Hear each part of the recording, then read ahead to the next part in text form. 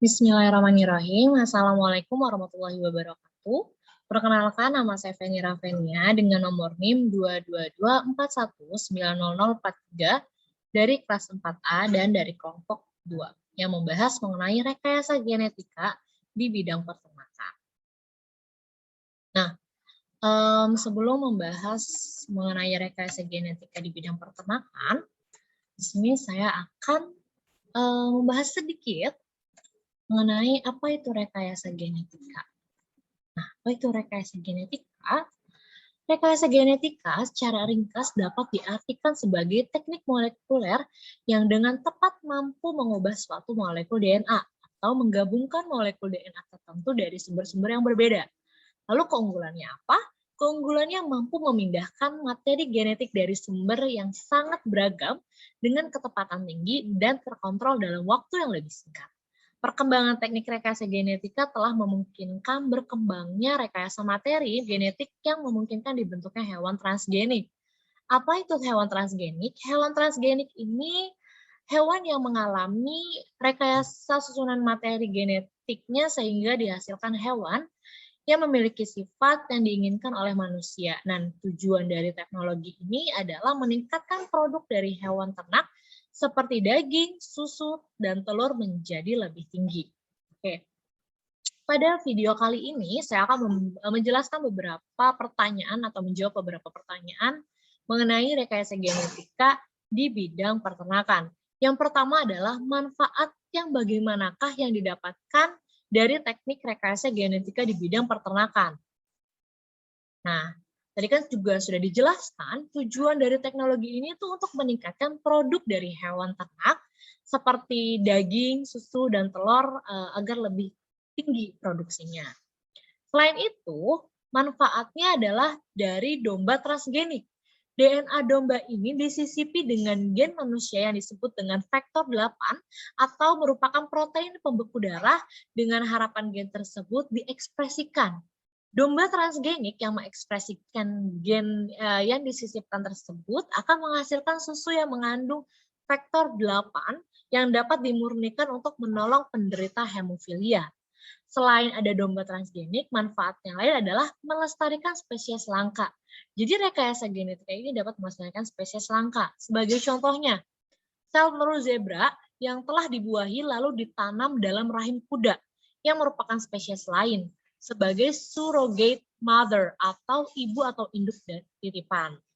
Dan yang ketiga adalah pemanfaatan hormon BST atau bovine somatotropin hormon. Nah, hormon ini dapat memicu pertumbuhan dan meningkatkan produksi susu, dan BST ini mengontrol laktasi atau pengeluaran susu pada sapi dengan meningkatkan jumlah sel-sel kelenjar susu. Jika hormon yang dibuat dengan rekayasa genetika ini disuntikan pada hewan, maka produksi susu akan meningkat hingga 20%. Nah, sebenarnya banyak sekali manfaat dari teknik rekayasa genetika di bidang peternakan ini. Mungkin di sini akan menjelaskan beberapa saja. Oke, selanjutnya, metode apa sajakah yang sering digunakan pada teknik rekayasa genetika di bidang peternakan ini? Yang pertama adalah penggunaan vektor. Apa itu penggunaan vektor? Penggunaan vektor ini sejumlah vektor dari prokariotik, eukariotik, dan vektor sintesis telah banyak digunakan dalam sistem rekombinan gen. Nah, selanjutnya metode PCR atau polymerase chain reaction. Teknik PCR ini dapat digunakan untuk mengaplikasikan segmen DNA dalam jumlah jutaan kali hanya dalam beberapa jam saja. Dan teknologi PCR ini memberikan dampak yang cukup signifikan. Kenapa? Karena pada teknologi ini, terutama pada teknologi cloning gen yang semula tidak mungkin dilakukan, menjadi kenyataan yang membawa era baru bioteknologi ke arah yang lebih modern lagi. Dan yang ketiga adalah screening. Screening ini proses untuk mengidentifikasi suatu klon yang membawa gen tertentu yang diinginkan di antara sejumlah besar klon lainnya di dalam perpustakaan gen. Dan yang keempat adalah analisis rekombinan atau rekayasa genetik atau rekombinan DNA yang merupakan kumpulan teknik-teknik eksperimental yang memungkinkan penelitian untuk mengisolasi, mengidentifikasi, dan melipat gandakan suatu fragmen dari materi genetika DNA dalam bentuk murninya. Nah, itu adalah metode-metode yang sering digunakan dalam rekayasa genetika di bidang peternakan. Selanjutnya, unsur-unsur atau komponen apa saja sih yang penting dalam atau yang diperlukan dalam teknik rekayasa genetika di bidang peternakan? Yang pertama ada enzim restriksi atau enzim pemotong DNA. Enzim ini merupakan enzim pemotong DNA yang pemotong DNA pada situs yang spesifik, karena enzim tersebut dapat mengenali situs pengenalan yang dimiliki oleh DNA. Lalu yang kedua adalah enzim ligase yang berfungsi sebagai penyambung rantai DNA. Ligase dilakukan dengan cara menggabungkan fragmen DNA dan vektor yang telah dipotong, kemudian digabungkan melalui ikatan kovalen menggunakan enzim ligase. Nah, DNA yang akan disisipkan dipotong pada bagian yang sesuai dengan bagian potong DNA vektor, sehingga keduanya dapat saling berkomplement. Dan yang ketiga adalah vektor atau pembawa. Vektor ini merupakan perantara introduksi gen ke sel inang. Nah, salah satu vektor yang sering digunakan dalam teknik cloning adalah plasmid. Penggunaan plasmid sebagai vektor dalam DNA rekombinan karena plasmid memiliki 3 region yang berperan penting untuk DNA cloning. Yang terakhir adalah sel inang. Sel inang ini dipilih berdasarkan tujuan rekayasa genetika dan asal gennya. Karena karakteristik sel inang yang baik antara lain memiliki laju pertumbuhan yang cepat, tumbuh dengan jumlah yang banyak, non-patogen, genom telah dipetakan, dapat menerima vektor, dapat menjaga stabilitas gen asing, dan dapat mengekspresikan gen asing. Nah, keempat inilah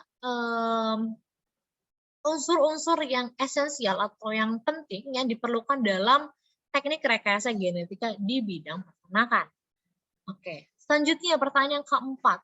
Bagaimanakah proses dasar dalam teknik rekayasa genetika pada bidang peternakan?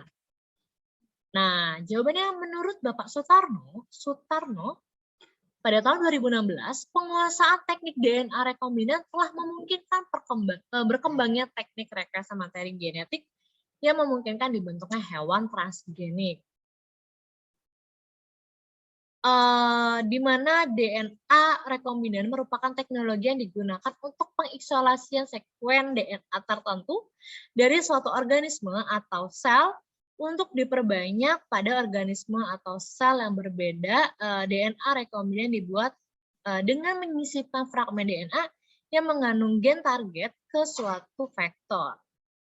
Nah, jadi ada beberapa proses dasar rekayasa genetika dalam bidang peternakan. Yang pertama ini adalah pemotongan DNA. DNA yang dipotong adalah DNA organisme yang diteliti dan DNA vektor. Yang kedua, penyambung potongan fragmen DNA organisme dengan DNA vektor menggunakan enzim ligase. Dan yang ketiga adalah transformasi rekombinan DNA atau vektor plus DNA sisipan ke dalam sel bakteri Escherichia coli. Dan yang terakhir adalah seleksi atau screening untuk mendapatkan klon DNA yang kita inginkan. Seperti itu. Itu adalah beberapa proses dasar rekayasa genetika di dalam bidang peternakan. Selanjutnya pertanyaan nomor 5. Kemukakan beberapa contoh penggunaan teknik rekayasa genetika di bidang peternakan dan jelaskan bagaimana dampaknya.